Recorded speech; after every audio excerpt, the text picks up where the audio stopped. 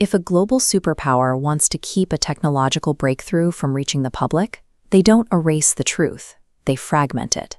Stanton Friedman understood exactly how that worked. Armed with degrees in physics from the University of Chicago, he spent 14 years as a cleared nuclear physicist.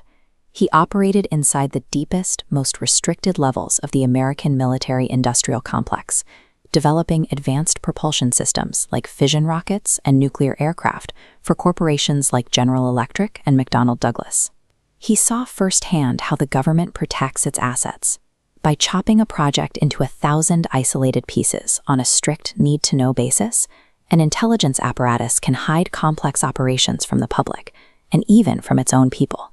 That insider knowledge made him highly suspicious in the late 1950s when he began digging into Project Blue Book Special Report 14, a massive statistical analysis of over 3,200 UFO cases compiled by the Battelle Memorial Institute.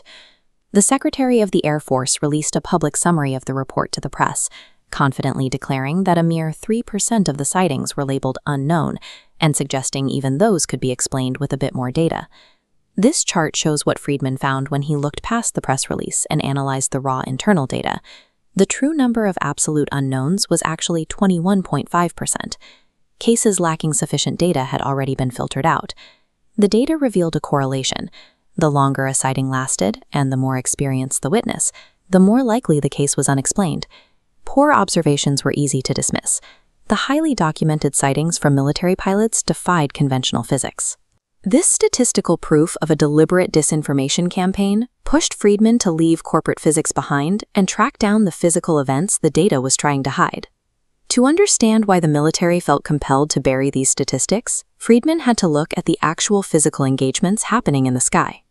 In 1948, Captain Thomas Mantell diverted his P-51 Mustang to intercept a massive, disc-shaped object, aggressively climbing past 15,000 feet in pursuit.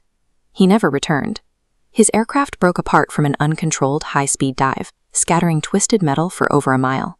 Mantell became the first casualty of the modern UFO era. Official channels suggested he was chasing a weather balloon or the planet Venus, but the crash confirmed that the Air Force was committing its best pilots to physical interceptions of objects that could outclimb their aircraft. Finding proof required fieldwork. Friedman began knocking on doors, single-handedly resurrecting the details of a largely forgotten incident from July 1947 in Roswell, New Mexico. The local Army airfield initially announced they had recovered a flying disc, only to hastily retract the statement. They posed the base intelligence officer, Major Jesse Marcel, next to pieces of a shredded weather balloon to kill the story. Decades later, Marcel confessed to Friedman that the balloon was a prop.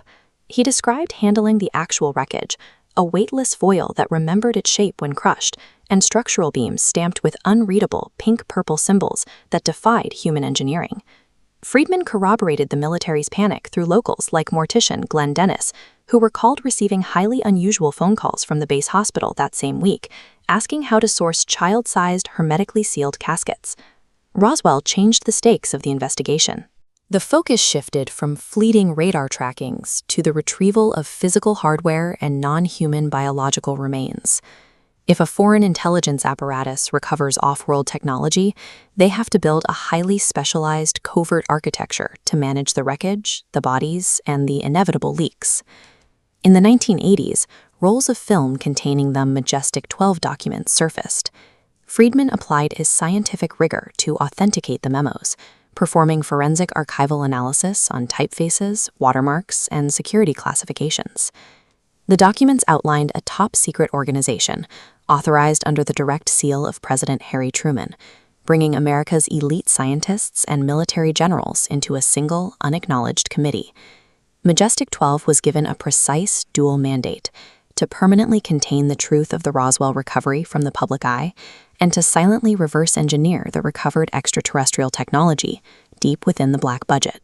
Grounded, serious, Stanton Friedman spent his life treating unidentified aerial phenomena as a problem of suppressed data rather than a question of belief.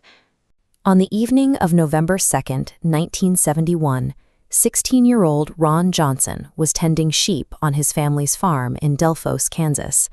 In the darkness, he observed a brightly lit, mushroom-shaped craft, roughly 9 feet in diameter, hovering 2 feet off the ground and emitting a rumble like an unbalanced washing machine.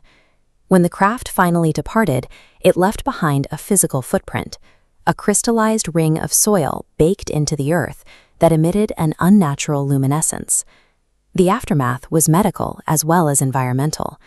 Shortly after the event, Ron's mother touched the glowing dirt inside the ring. Her fingers immediately went numb, and she suffered severe paralysis in her extremities that would persist for the rest of her life. This diagram illustrates a bizarre property discovered when researchers analyzed the site. For years after the event, the affected soil was hydrophobic. While the surrounding normal dirt absorbed rain and snow, moisture would pool or be completely repelled by the ring, leaving it dry to a depth of at least 1 foot. Inside the laboratory, chemists identified severe anomalies. The soil was saturated with highly polar humic substances and carried an incredibly high concentration of calcium oxalate, emitting a foul odor. The Kansas site provides a forensic baseline, a specific set of chemical and medical data points that exist independently of witness testimony. To understand if Delphos was a solitary event, we have to look at the work of Ted Phillips. For decades, Phillips systematically gathered and analyzed physical trace anomalies left by unidentified aerial phenomena. This map displays the dataset Phillips compiled, over 5,200 physical trace cases spanning 70 countries. Breaking down the data, a forensic pattern emerges. Across thousands of sites, researchers cataloged repeating markers: scorched earth, perfectly depressed landing gear imprints, and mutated vegetation. The Delphos ring operates as one node in a globally repeating, mathematically predictable pattern of physical interaction. We see a different kind of hard data in the famous 1961 case of Betty and Barney Hill. Setting aside the abduction narrative, the core of the scientific case rests on a specific piece of navigational evidence. Under hypnosis in 1964, Betty drew a complex, interconnected star map. She identified these specific markings as interstellar trade routes and expeditionary paths shown to her during the event. In the late 1960s, amateur astronomer Marjorie Fish decided to test the map. Using the 1969 Gliese star catalog, Fish spent years building a physical, three-dimensional model of our stellar neighborhood using beads and string. This 3D alignment illustrates her breakthrough. 15 of the 26 stars in Betty's sketch aligned with Fish's model, provided the viewer is looking from the exact vantage point of the Zeta Reticuli binary star system, 39 light-years away. Betty Hill sketched her map years before the spatial data required to calculate those three-dimensional positional alignments was available to the general public. For a layperson to forge that precise parallax perspective by chance would be statistically improbable. If the physical trace evidence and the statistical alignments are so robust, why do we assume the scientific establishment ignored them? They didn't. Behind closed doors, a network of academics dubbed the Invisible College risked their reputations to study the data. This effort was championed by researchers like nuclear physicist Stanton Friedman, while optical physicist Dr. Bruce Maccabee verified the authenticity of photographic and physical evidence. The data even convinced the establishment's top skeptic. Dr. J. Allen Hynek served as the lead scientific consultant for the U.S. Air Force's Project Blue Book, tasked with debunking UFO reports. Instead, the evidence led him to abandon his debunking mission and found the Center for UFO Studies.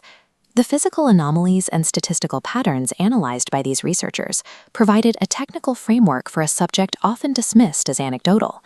For the members of the Invisible College, the evidence wasn't a matter of belief, but a subject for rigorous, ongoing study.